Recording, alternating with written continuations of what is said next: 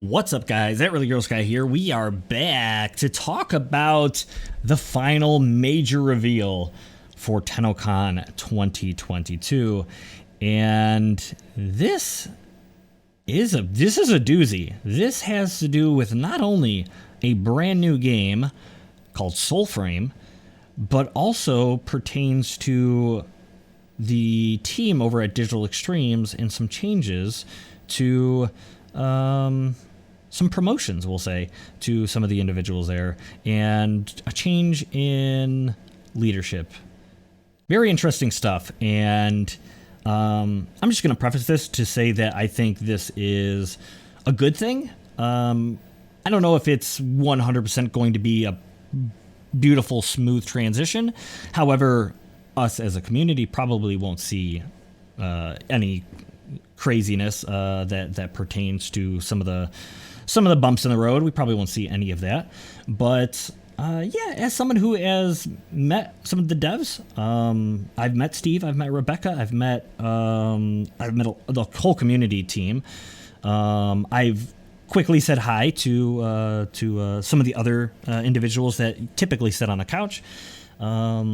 Really incredible people, and the changes that are coming our way.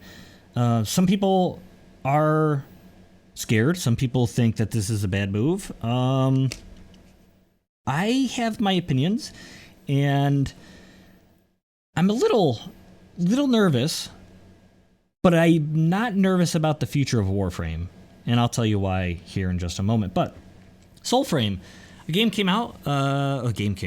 trailer came out, and it does look interesting. It does look different, very different from Warframe. And the idea is the designers for this game are going to be the original, well, at least three of the original designers for Warframe. So Steve, the executive producer, I believe, or creative producer, creative lead, he's the founder, pretty much, along with a couple other individuals that created Warframe. There were 5, 6, 7 of them that were the original creators, programmers, and everything for the game that pitched this idea to several studios and eventually landed with Digital Extremes and creating Warframe. These developers have been working on this game since the day ones. They've been here for 10 years at this point, and they're actually going to be, at least a few of them are going to be now transitioning and leading a new team to create Soulframe. And that leaves Rebecca now stepping in the shoes of Steve St. Clair, who is, like I said, the creative lead, whatever you want to call it, for the game. And some people are unsure of whether Rebecca is going to take this game to its full potential.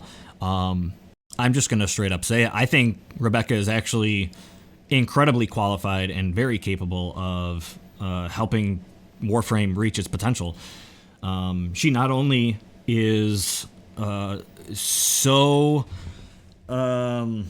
in touch with the community for Warframe, she is the community head community whatever liaison, and truly someone who is so deep in the rabbit hole of video games and the culture that revolves around video games, anime, and a lot of that inspirations for Warframe not only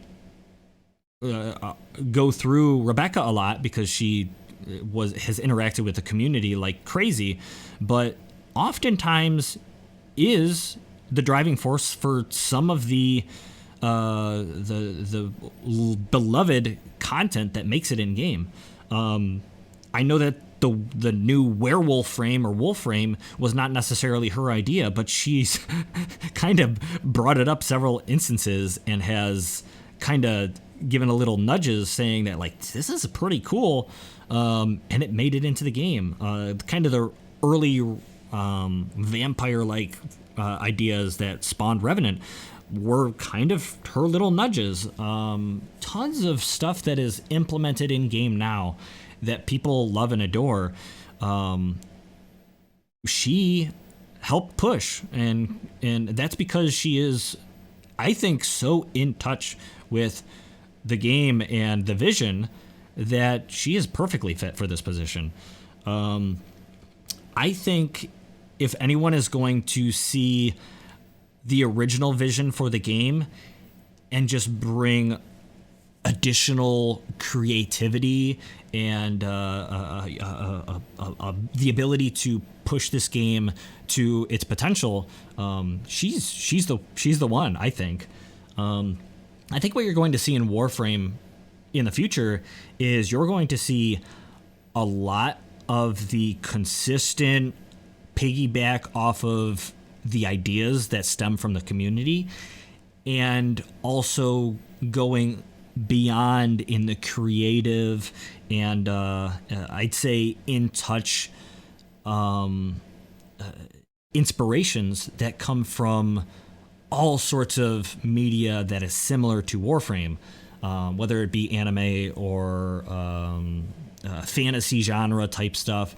A lot of that she helps elaborate on and kind of push the unique creative side of things, where you might hear Werewolf Frame and go, no, it's impossible, or Vampire Frame go, no, impossible. And she goes, well, think about this and how this could be a sci-fi ninja Warframe version of this, and it actually makes sense. And they go, you know what? You're right. That does kind of make sense. She's able to do that, and I think with her ties and the bridges she's built with the other developers, that she is more than capable of helping draw some of that inspiration and creativity out of the people around her. So I think she is more than suitable for this position. So kudos, great job, Rebecca. Going from the internship she had with the company years ago and working through probably some crazy hours and all sorts of blood, sweat, and tears to be where you're at now. Just incredible. Very excited for the future of Warframe. Like no doubt in my mind, I am more confident actually in the future of Warframe, because I think she's just that capable. There are, of course, questions of who's going to take her old position, which I think will probably be Megan, maybe Taylor, Sarah, the other parts of the community team. I'm assuming Megan, because they were kind of co-partners in the community area there. There's also like Jeff and Scott and those positions, which I'm assuming are going to be filled by the other individuals we saw on the couches recently. Kaz, probably very capable. There's all sorts of people on that team that are probably capable of stepping into those positions, and then slowly helping the others, that the new interns and the other people that are going to get hired in the process, step into their positions. It's just going to be an ever-evolving team, and I am very excited to see where this goes. Now, Soulframe. This is where I'm not as optimistic. I would love to see where this goes, and I would love to see the creative juices and all of that pent-up creative energy that Steve and Jeff and Scott have not been able to create come to fruition, because you're no longer stuck within the walls of Warframe and what you can do without breaking the boundaries that Warframe is, and doing something that is in this fantasy genre is exciting. What I'm scared about, though, is this is now a company owned by Tencent. And while Digital Extremes has creative liberty over Warframe, I don't know technically if they have creative liberties over Soulframe.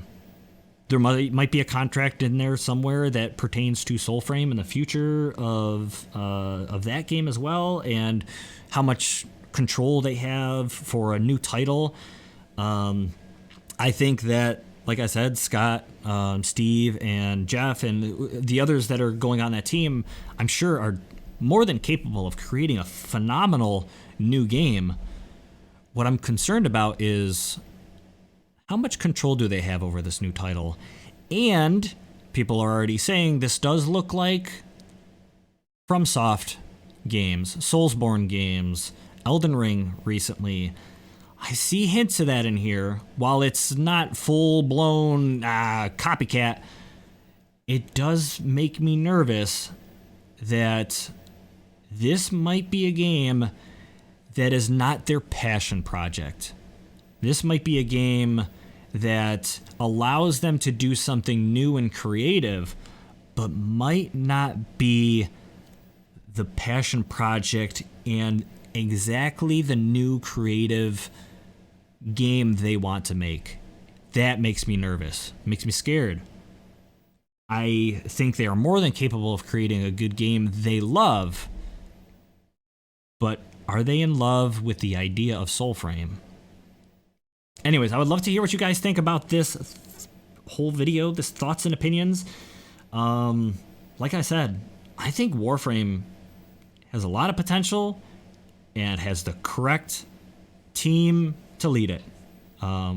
Even before, I feel like Steve made a great decision as a very competent leader and put a very competent person in a new leader position.